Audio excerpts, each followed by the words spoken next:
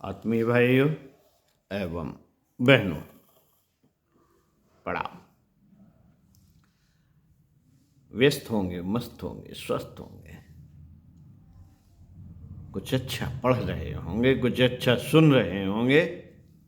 इसी क्रम में आपको परदोष दर्शन एवं अहंकार से बचें, लेखक पंडित श्री राम शर्मा आचार्य जी की इस पुस्तक को पढ़कर सुनाते हैं। आइए कुछ समय निकालते हैं, सुनते हैं कुछ अच्छा।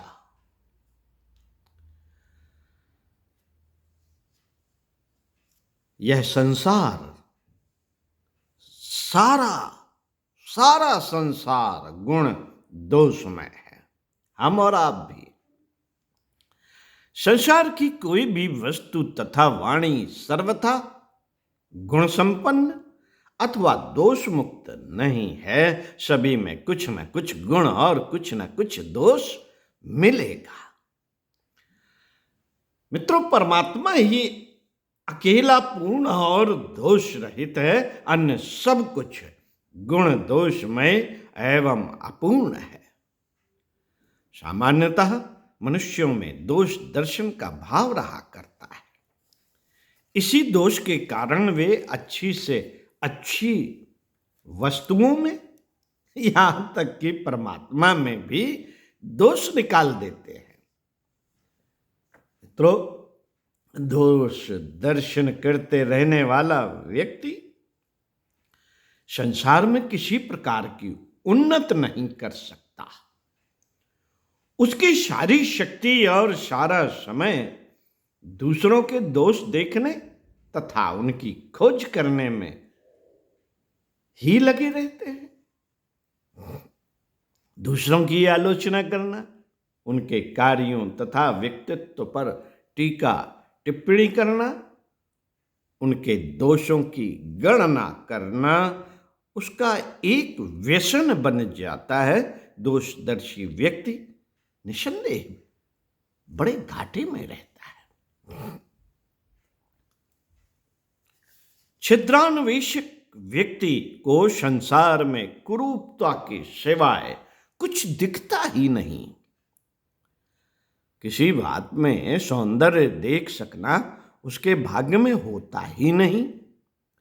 उसे अच्छी से अच्छी पुस्तकें पढ़ने को दीजिए और उसके पुस्तक के बारे में पूछिए तो बड़े अनमने मन से यही कहेगा, हाँ पुस्तक को अच्छा कह लीजिए, किंतु वास्तव में वह श्रेष्ठ पुस्तकों की सूची में रखने योग्य नहीं है।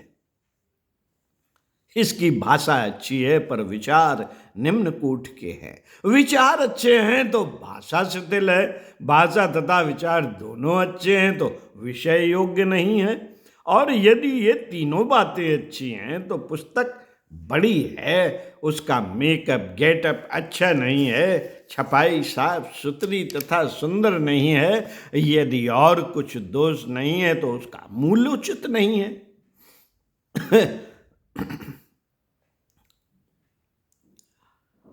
और सब कुछ अच्छा है तो इसमें जो वर्णन है वो हो नहीं सकता। लेखक जो कह रहा है ये सब कपोल कल्पित बातें हैं, इसमें कोई कुछ नहीं हो सकता। इस प्रकार दोषदर्शी अच्छी से अच्छी पुस्तक में कोई ना कोई दोष निकाल ही देगा, निकाल लेगा। साथियों, दोषदर्शी की दृष्टि में संसार की हर वस्तु तथा बात दोषपूर्ण होती है। उसे किसी महापुरुष, समाज सेवी तथा लोकनायक के दर्शन कराइए और उनकी विशेषताओं, योग्यताओं तथा सेवाओं की चर्चा कीजिए। वह बड़े अधैर्य से सुनेगा और मौका पाते ही दोष वर्णन करना शुरू कर देगा। कैसा? यह गुणी हो सकते हैं किंतु इनमें अहंकार की मात्रा बहुत है। यह कहते ज्यादा और करते कम है। समाज सेवा और लोक रंजन तो एक बहाना है, अपनी अपनी दुकान चला रहे हैं। ये सभी इस आड़ में अपना स्वार्थ सिद्ध करते हैं। यह तो अवसर की बात है, यह तो अवसर की बात है कि इनको इस प्रकार की प्रतिष्ठा मिल गई, भाग्य है इनका। आदर सम्मान पाकर तो सभी वक्ता एवं उपदेशक बन जाते हैं, इस विषय में इनको श्रेय देने का क्या लाभ। ऐसे ही हैं सब। दोषदर्शी व्यक्ति इस प्रकार के न जाने कितने दोष निस्वार्थ एवं निष्प्रह महापुरुषों में भी निकाल कर रख देगा। मित्रों, दोषदर्शी का वास्तव में यह बड़ा भारी दुर्भाग्य है कि वह किसी व्यक्ति अथवा वस्तु में गुण दोष गुण देख ही नहीं पाता। अच्छी बात क्या है, देख ही नहीं पाता। यह उसके स्वभाव की एक बड़ी बड़ी कमी होती है। उसका हृदय इतना कलुषित एवं ईर्ष्यापूर्ण होता है, जैसा कि हमारा और आपका है। हम भी तो यही करते हैं, दूसरों के दोषों को ही देखते हैं, गुणों को कहाँ देखते हैं, उनके अच्छे कार्यों की प्रशंसा कहाँ करते हैं।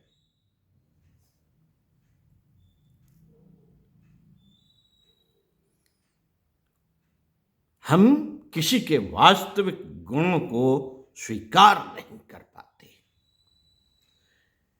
यदि ऐसा करता, यदि कोई दोषदर्शी व्यक्ति ऐसा करता है तो उसका क्षुद्र हृदय डाह की आग से जलने लगता है, ईर्ष्या की आग जलने लगता है। उसे संतोष तो दूसरों की आलोचना, निंदा तथा टीका टिप्पणी करने में ही आता है।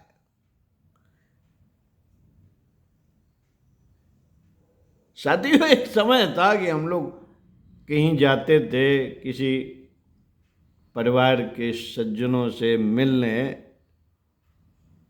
तो बस खा पी के बैठ गए रजाई ओढ़ के, और हाँ भाई अब बताओ उन्होंने क्या किया था, अरे उन्हें ऐसा नहीं करना चाहिए, अरे वो बहुत खराब आदमी है, अरे वो बहुत चालू आदमी है, अरे वो महादुष्ट है, वो क्या लक्ष्मी नहीं कुलक्षणी है, और वो तो बड़ा बनता है लेकिन है चांडाल। क्या क्या बैठ के बातें घंटों रात रात भर करते थे। क्या यही करते थे, दोष दर्शन निकालते थे, अपनी वाह वाही करते थे, हमने ऐसा किया, देखो हमने उन्हें ऐसा समझा दिया, और वो चले ही नहीं है? हमने कहा था शादी में फलाने हलवाई को बुलाना, और बहुत अच्छा खाना बनाता है, वो जाने कौन सा हलवाई बुला लिया है, खाना पूरा चौपट कर दिया, खा सब जाएंगे ठूस ठूस के, लेकिन खाना बहुत बेकार बना था क्योंकि आपकी बात नहीं मानी थी उसने। अच्छा ये बात है साथियों।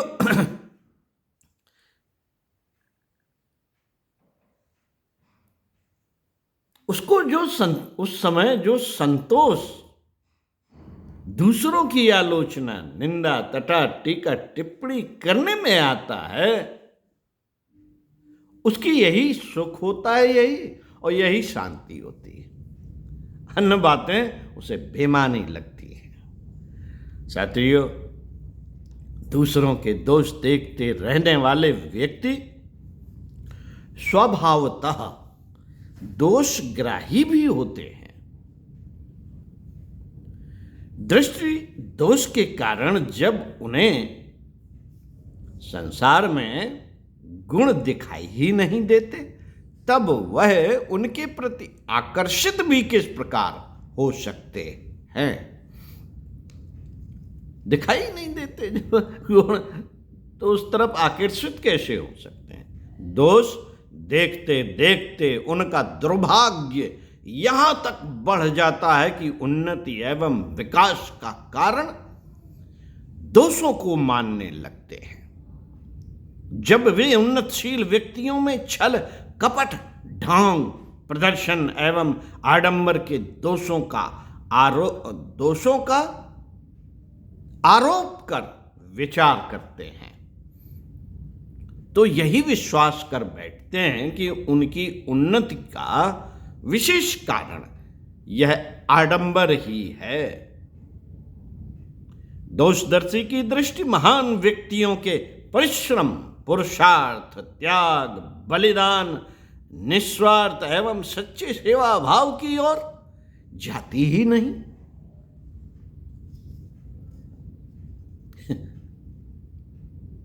जाती ही नहीं। जाएगी तो गांधी जी उल्लू थे, एक लंगोटिया पहने सबे उल्लू बनाते रहे।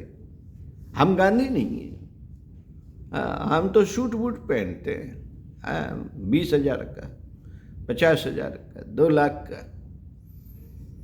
हम गांधी जी थोड़ी है। तो क्यों पहनते थे वो? उस तरफ नहीं जाना। क्या किया उन्होंने? नहीं, वो तो बदमाश आदमी था, चालू था बहुत, देश को उल्लू बना के रख दिया। देश आज रसातल में चला गया है। हाँ, परतंत्र थे जब अंग्रेजों के डंडे घलते थे, तब देश बहुत अच्छा था।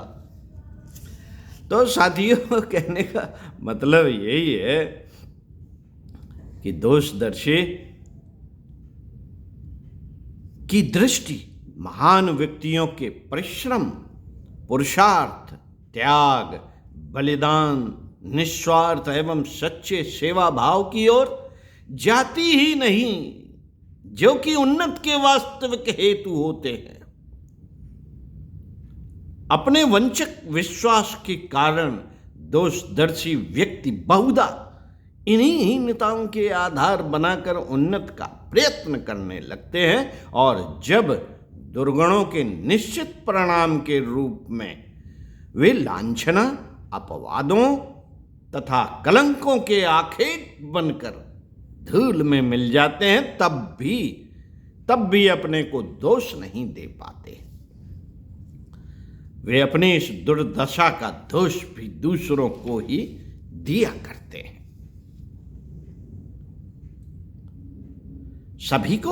सभी में कुछ ना कुछ दोष और गुण रहा करते हैं।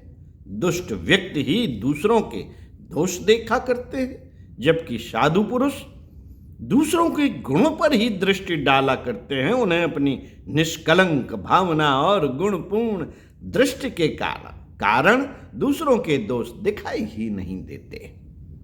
साधु पुरुष दुष्ट में भी गुणों की खोज कर लिया करते हैं। यह मनुष्य के अपने ही गुण दोषों का प्रतिबिंब हुआ करता है, जो दूसरों में दिखाई देता है। अगर हम दूसरों में अच्छा देखते हैं तो निश्चित हमारे भीतर अच्छे गुण हैं। जिस व्यक्ति में जिस प्रकार के गुण दोष छिपे रहते हैं, वह दूसरों के उन्हीं गुण दोषों को आगे रखकर सोचता है, उन्हीं को महत्व देता है। दोषदर्शी व्यक्ति जब भी किसी के विषय में चर्चा करेगा तो उसकी चर्चा का विषय उनके दोष ही होंगे।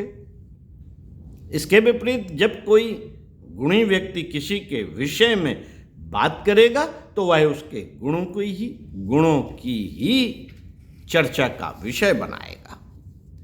दूसरों के विषय में वार्तालाप के आधार पर कोई भी व्यक्ति अपने विषय में आसानी से जान सकता है कि वह दोषदर्शी है अथवा गुणदर्शी। हमें अपने विषय में जानने के लिए यही ट्रिक अपनानी चाहिए। साथियों, जो व्यक्ति इस कसौटी पर अपने को दोषदर्शी पाए, उसे चाहिए कि वह अपनी इस दुर्बलता को दूर करके अपना दृष्टिकोण गुणदर्शी बनाए। क्यों?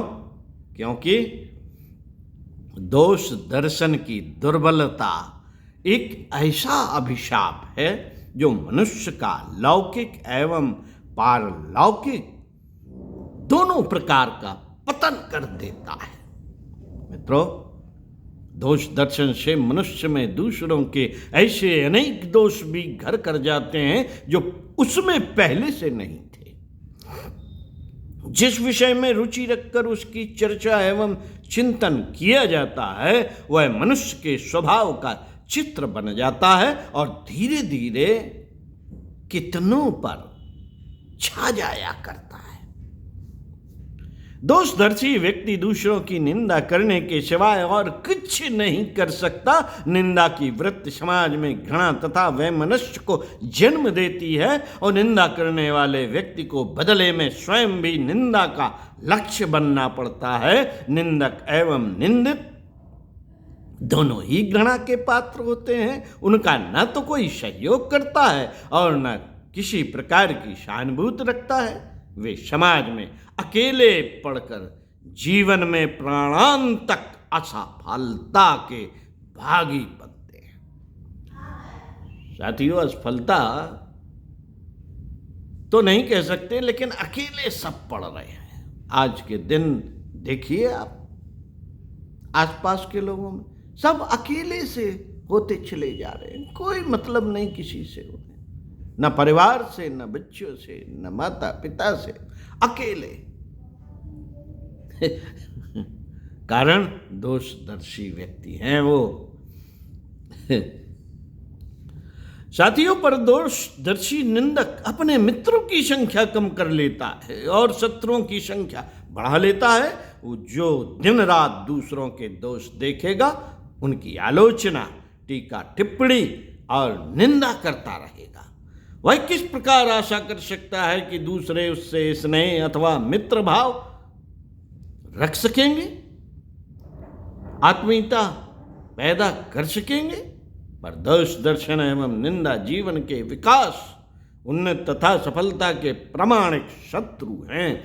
संसार में कदाचित ही कोई ऐसा प्रमाण अथवा उदाहरण मिले कि किसी व्यक्ति ने दूषित दृष्टिकोण तथा परनिंदा की वृत्ति रखकर भी जीवन में कोई विशेषता अथवा सफलता प्राप्त की हो। साथियों, संसार का इतिहास इस बात के उदाहरणों से अवश्य भरा पड़ा है कि घोरतम निंदा, आलोचना एवं विरोध होने पर भी जिन सत्पुरुषों ने किसी की निंदा नहीं की, दोष नहीं किया और उनकी गुणग्राहिका वृत्ति में विश्वास बनाए रखे, उनकी संसार में पूजा हुई। और दोषदर्शी निंदक जहाँ के तहाँ कीचड़ में पड़े रहकर कीड़े मकोड़ों की मौत मरे हैं, जो दूसरों के दोष देखने, उनकी खिल्ली उड़ाने तथा आलोचना करने में ही अपना समय एवं शक्ति का दुरुपयोग करते रहेंगे। उन्हें अपनी उन्नति के विषय में विचार करने का अवकाश अथवा अवसर ही कब मिलेगा? समय तो उतना ही है और शक्तियां भी वही हैं। उन्हें चाहे पर दोष दर्शन और निंदा में लगा लीजिए अथवा उनके गुणों के विकास में लगाकर उन्नत कर लीजिए, अथवा अपने गुणों के विकास में लगाकर उन्नत कर लीजिए।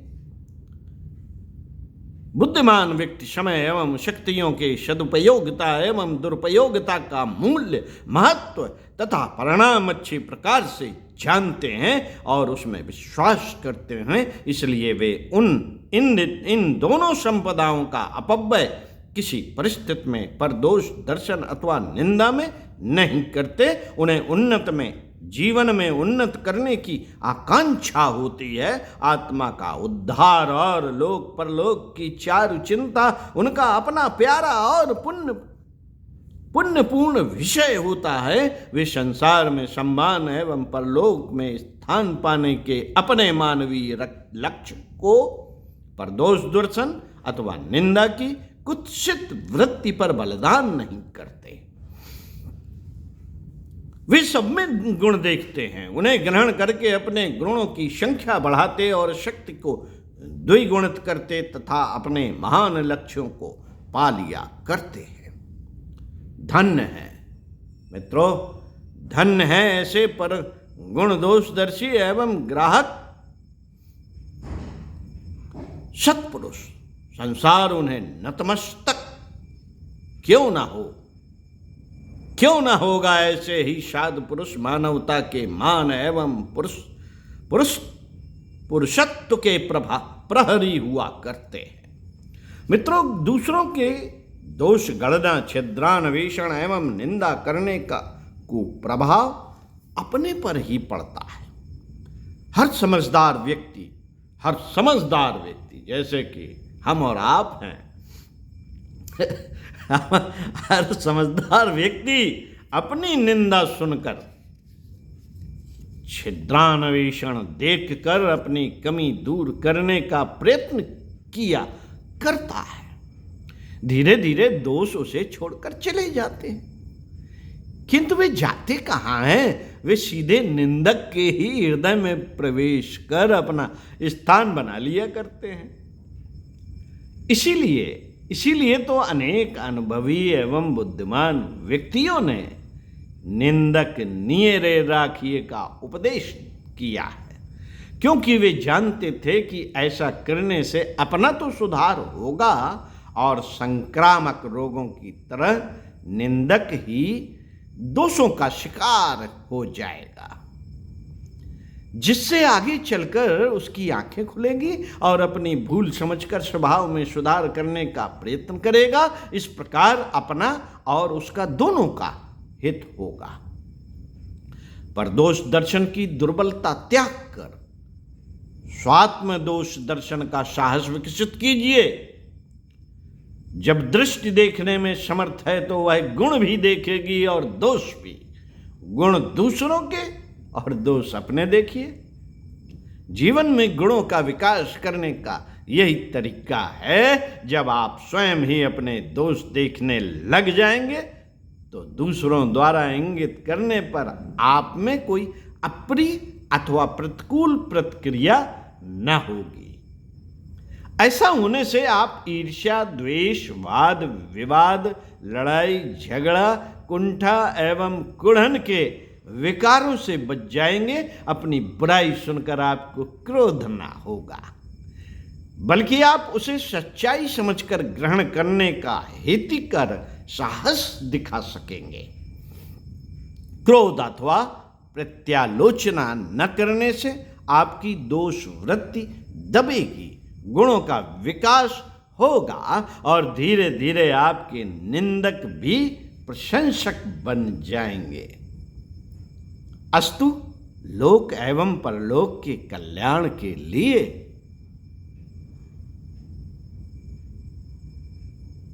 परगुण एवं आत्मदोषदर्शी बनिए। दूसरों के दोष देखना, छिद्र खोजना, निंदा तथा आलोचना करने में अपने अमूल्य समय एवं अनमोल शक्ति का अपव्यय न करके उन्हें सत्कर्मों में लगाइए और संसार में सम्मान एवं सफलता पूर्वक जीवन जीकर परलोक के पावन पथ को प्रशस्त कर लीजिए। स्वाध्याय, सत्संग, चिंतन, मनन करने योग, इस पर विचार कीजिए। यही स्वाध्याय, यही सत्संग, यही चिंतन, यही मनन हमें परदोष दर्शन से बचा सकता है और अहंकार पनपने से रोक सकता है। हम अच्छे आदमी बन सकते हैं भाई साहब, आसान नहीं है अच्छा बनना। ओम शांति।